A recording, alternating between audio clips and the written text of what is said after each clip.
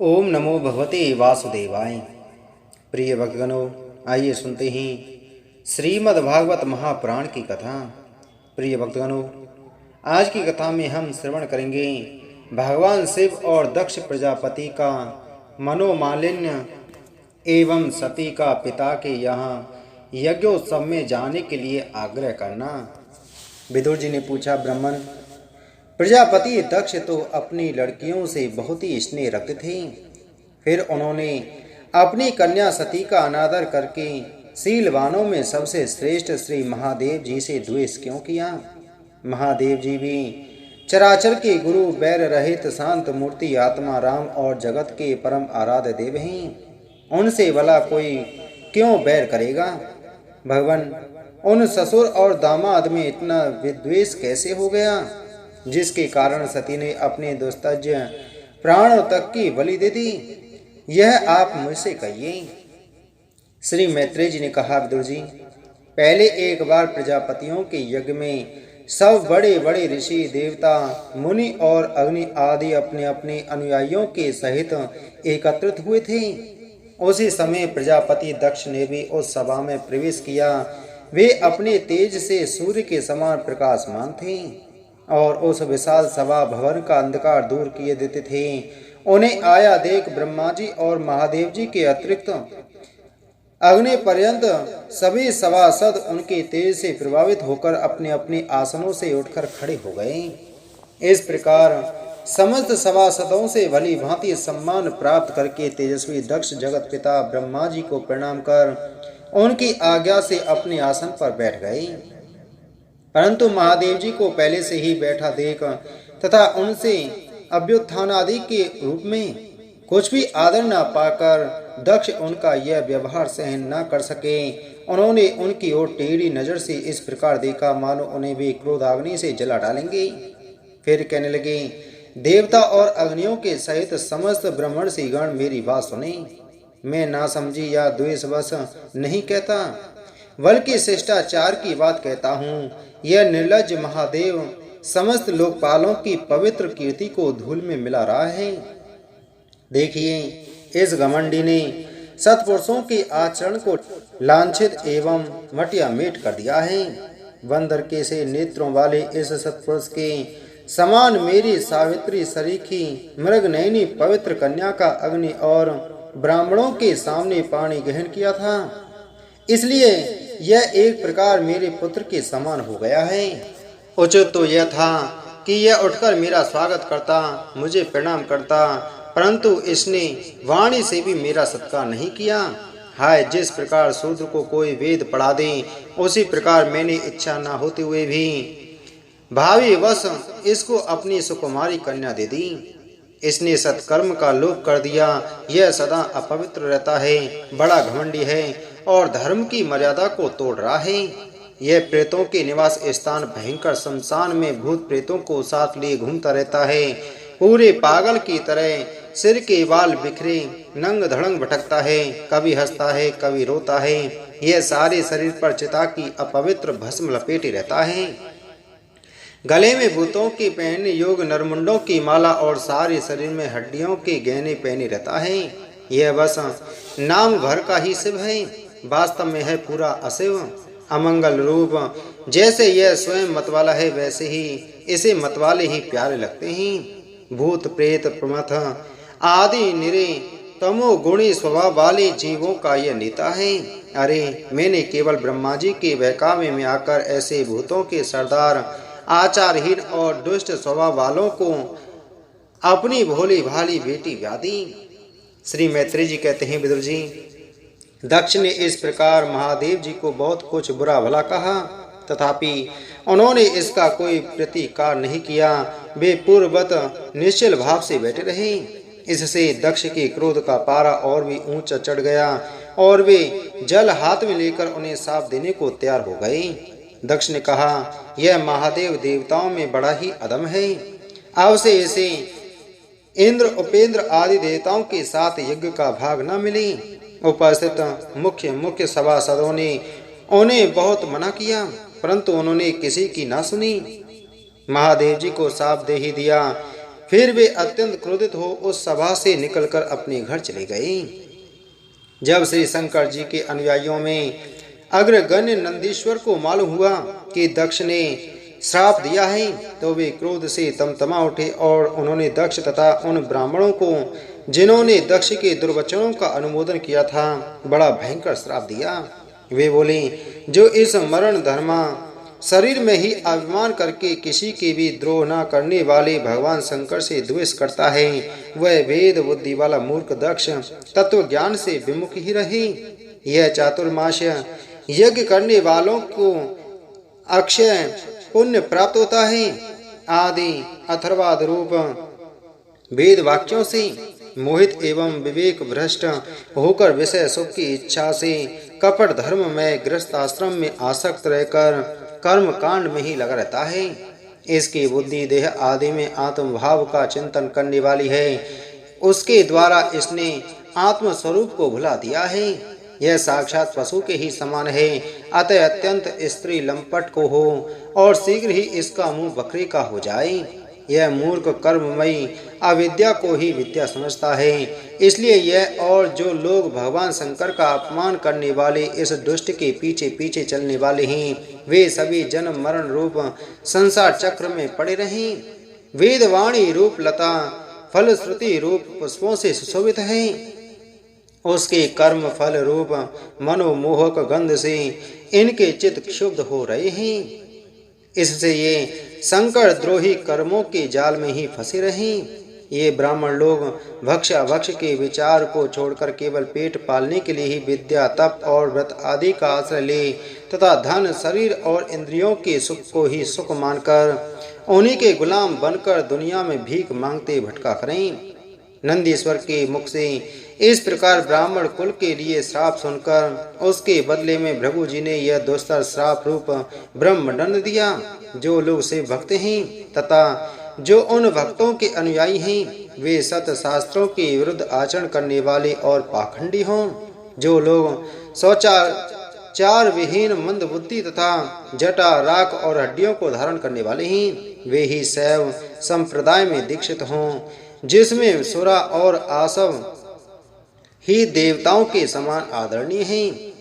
अरे तुम लोग जो धर्म मर्यादा के संस्थापक एवं वर्णाश्रमियों के रक्षक एवं वेद और ब्राह्मणों की निंदा करते हो, इससे मालूम होता है कि तुमने पाखंड का आश्रय ले रखा है। यह वेद मार्ग ही लोगों के लिए कल्याणकारी और सनातन मार्ग है। पूर्व पुरुष इसी पर चलते आए हैं और इसके मूल साक्षात श्री विष्णु भगवान हैं। तुम लोग सत्पुरुषों के परम पवित्र और सनातन मार्ग स्वरूप वेद की निंदा करते हो, इसलिए उस पाखंड मार्ग में जाओ जिसमें भूतों के सरदार तुम्हारे इष्ट देव निवास करते हैं। श्री मैत्रेय जी कहते हैं, विदुर जी, भृगु ऋषि के इस प्रकार साफ देने पर भगवान शंकर कुछ खिन्न से हो वहां से अपने अनुयायियों के सहित चल दिए। वहां प्रजापति लोग जो यज्ञ कर रहे थे उसमें पुरुषोत्तम श्री हरि ही उपास देव थे और वह यज्ञ 1000 वर्ष में समाप्त होने वाला था। उसे समाप्त कर उन प्रजापतियों ने श्री गंगा यमुना के संगम में यज्ञांत स्नान किया और फिर प्रसन्न मन से वे अपने अपने स्थानों को चले गए। इति श्रीमद्भागवते महापुराणे परमहंस संहिताया चतुर्थ स्कंदे दक्ष शापो नाम तृतीय अध्याय संपूर्णम। श्री मैत्रेय जी कहते हैं, विदुर जी, इस प्रकार उन ससुर और दामाद को आपस में वैर विरोध रखते हुए बहुत अधिक समय निकल गया। इसी समय ब्रह्मा जी ने दक्ष को समस्त प्रजापतियों का अधिपति बना दिया। इससे उसका गर्व और भी बढ़ गया। उसने भगवान शंकर आदि ब्रह्मनिष्ठों को यज्ञ भाग न देकर उनका तिरस्कार करते हुए पहले तो वाजपेयी यज्ञ किया और फिर बृहस्पति शिव नाम का महायज्ञ आरंभ किया। उस यज्ञोत्सव में सभी ब्रह्मर्षि देवर्षि पितर देवता आदि अपनी अपनी पत्नियों के साथ पधारे। उन सब ने मिलकर वहां मांगलिक कार्य संपन्न किए और दक्ष के द्वारा उन सब का स्वागत सत्कार किया गया। उस समय आकाश मार्ग से जाते हुए देवता आपस में उस यज्ञ की चर्चा करते जाते थे। उनके मुख से दक्ष कुमारी सती ने अपने पिता के घर होने वाले यज्ञ की बात सुन ली। उन्होंने देखा कि हमारे निवास स्थान कैलाश के पास से होकर सब ओर से चंचल नेत्रों वाली गंधर्व और यक्षों की स्त्रियां चमकीले कुंडल और हार पहने खूब सज धज कर अपने अपने पतियों के साथ विमानों पर बैठी उस यज्ञोत्सव में जा रही हैं। इससे उन्हें भी बड़ी उत्सुकता हुई और उन्होंने अपने पति भगवान भूतनाथ से कहा। सती ने कहा, वामदेव, सुना है इस समय आपके ससुर दक्ष प्रजापति के यहाँ बड़ा भारी यज्ञोत्सव हो रहा है। देखिए, ये सब देवता वहीं जा रहे हैं। यदि आपकी इच्छा हो तो हम भी चलें। इस समय अपने आत्मियों से मिलने के लिए मेरी बहनें भी अपने अपने पतियों के सहित वहां अवश्य आएंगी। मैं भी चाहती हूं कि आपके साथ वहां जाकर माता पिता के दिए हुए गहने, कपड़े आदि उपहार स्वीकार करूं। वहां अपने पतियों से सम्मानित बहनों, मौसियों और स्नेहार्थ हृदय जननी को देखने के लिए मेरा मन बहुत दिनों से उत्सुक है। कल्याण में इसके सिवा वहां ब्रह्म महर्षियों का रचा हुआ श्रेष्ठ यज्ञ भी देखने को मिलेगा। अजन्मा प्रभु, आप जगत की उत्पत्ति के हेतु हैं। आपकी माया से रचा हुआ यह परम आश्चर्यमय त्रिगुणात्मक जगत आप ही में भास रहा है, किंतु मैं तो स्त्री स्वभाव होने के कारण आपके तत्व से अनभिज्ञ और बहुत दीन हूँ। इसलिए इस समय अपनी जन्मभूमि देखने को बहुत उत्सुक हो रही हूँ। जन्म रहित नीलकंठ, देखिए इनमें कितनी स्त्रियां तो ऐसी हैं जिनका दक्ष से कोई संबंध भी नहीं है, फिर भी वे अपने अपने पतियों के सहित खूब सज धज कर झुंड के झुंड वहां जा रही हैं। वहां जाने वाली इन देवांगनाओं के राजहंस के समान श्वेत विमानों से आकाशमंडल कैसा शोभित हो रहा है। सुरश्रेष्ठ, ऐसी अवस्था में अपने पिता के यहाँ उत्सव का समाचार पाकर उसकी बेटी का शरीर उसमें सम्मिलित होने के लिए क्यों ना छटपटाएगा। पति, गुरु और माता पिता आदि स्वधों के यहाँ तो बिना बुलाए भी जा सकते हैं। अतः देव, आप मुझ पर प्रसन्न हों। आपको मेरी यह इच्छा अवश्य पूर्ण करनी चाहिए। आप बड़े करुणामय हैं, तभी तो परम ज्ञानी होकर भी आपने मुझे अपने आधे अंग में स्थान दिया है। अब मेरी इस याचना पर ध्यान देकर मुझे अनुग्रहित कीजिए। श्री मैत्रेय जी कहते हैं, प्रिया सती जी के इस प्रकार प्रार्थना करने पर अपने आत्मियों का प्रिय करने वाले भगवान शंकर को दक्ष प्रजापति के उन मर्म भेदी दुर्वचन रूप बाणों का स्मरण हुआ जो उन्होंने समस्त प्रजापतियों के सामने कहे थे। तब वे हंसकर बोले।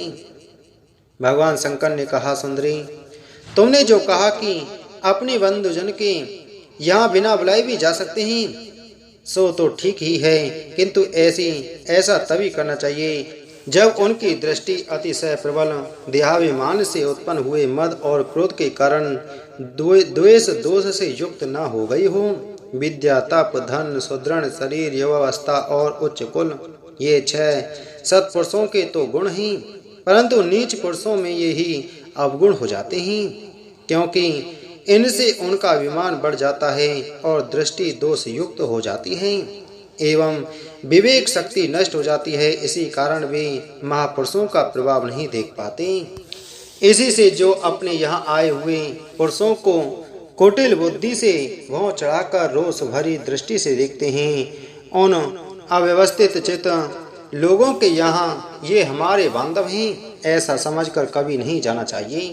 देवी, शत्रुओं के बाणों से विंध जाने पर भी ऐसी व्यथा नहीं होती जैसी अपने कुटिल बुद्धि स्वजनों के कुटिल वचनों से होती है, क्योंकि बाणों से शरीर छिन्न भिन्न हो जाने पर तो जैसे तैसे निंद्रा आ जाती है, किंतु कुवाक्यों से मर्म स्थान विद हो जाने पर तो मनुष्य हृदय की पीड़ा से दिन रात बेचैन रहता है। सुंदरी, अवश्य ही मैं यह जानता हूँ कि तुम परमोन्नति को प्राप्त हुए दक्ष प्रजापति को अपनी कन्याओं में सबसे अधिक प्रिय हो, तथापि मेरी आश्रिता होने के कारण तुम्हें अपने पिता से मान नहीं मिलेगा, क्योंकि वे मुझसे बहुत जलते हैं। जीव की चित्तवृत्ति के साक्षी अहंकार शून्य महापुरुषों की समृद्धि को देखकर जिसके हृदय में संताप और इंद्रियों में व्यथा होती है, वह पुरुष उनके पद को तो सुगमता से प्राप्त कर नहीं सकता। बस दैत्यगण जैसे श्रीहरि से द्वेष मानते हैं, वैसे ही उनसे कुढ़ता रहता है। सुमध्य में तुम कह सकती हो कि आपने प्रजापतियों की सभा में उनका आदर क्यों नहीं किया। सो ये सम्मुख जाना, नम्रता दिखाना, प्रणाम करना आदि क्रियाएं जो लोक व्यवहार में परस्पर की जाती हैं, तत्वज्ञानियों के द्वारा बहुत अच्छे ढंग से की जाती हैं। वे अंतर्यामी रूप से सबके अंतःकरणों में स्थित परम पुरुष वासुदेव को ही प्रणाम आदि करते हैं, द्याभिमानी पुरुष को नहीं करती।